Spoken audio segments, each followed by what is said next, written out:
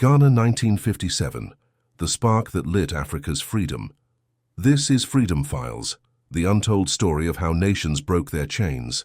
Long before it was called Ghana, this land was known to the world as the Gold Coast, not because gold defined its people, but because gold attracted empires. European traders arrived in the 15th century, first Portuguese, then Dutch, then British. They built forts along the coast, not to protect Africans but to protect trade, gold, ivory, and eventually human beings. But inland, powerful African states already existed. The Ashanti Empire in particular stood as one of West Africa's strongest political and military systems. For decades, the Ashanti resisted European domination. Wars were fought, treaties were signed and broken. Slowly, through force and manipulation, Britain expanded its control. By the early 1900s, the Gold Coast was firmly under British rule. The land was reorganized for export. Cocoa became king. Railways and ports were built, not to connect Africans to each other, but to connect resources to ships. Yet something different was happening here.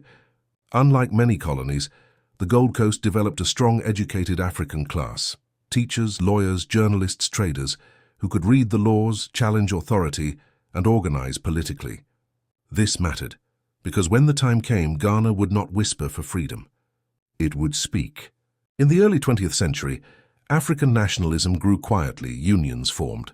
Newspapers criticized colonial rule. Workers went on strike, but the movement lacked a single voice. Then a young man returned home. His name was Kwame Nkrumah. He had studied in the United States and Britain, where he absorbed ideas of self-determination, Pan-African unity, and mass political mobilization. He believed Africa could not wait for freedom. It had to take it. In 1949, he formed the Convention People's Party. Its demand was simple: self-government now. Not in stages, not when Britain was ready. Now Nkrumah called for positive action, organized strikes, protests, and civil disobedience. The British responded by arresting him and other leaders. But the people responded by voting. In 1951, while Nkrumah was still in prison, his party won a landslide victory. Britain was forced to release him. Power was shifting. Over the next years, Britain tried to manage the transition carefully, granting more autonomy while hoping to maintain influence. But the momentum could not be controlled. On March 6, 1957, the Gold Coast became Ghana, named after a legendary African empire to reconnect the new nation with Africa's ancient dignity. At midnight, the colonial flag was lowered, the Ghanaian flag was raised, and a black African nation stood free. Kwame Nkrumah became prime minister, but Ghana's independence was not only a national event, it was a continental signal. If Ghana could be free, Africa could be free. Within a decade, more than 30 African nations would follow. Ghana had broken the psychological chain.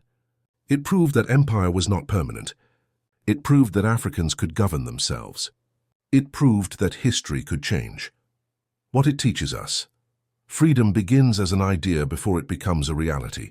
Moral one nation's courage can awaken an entire continent.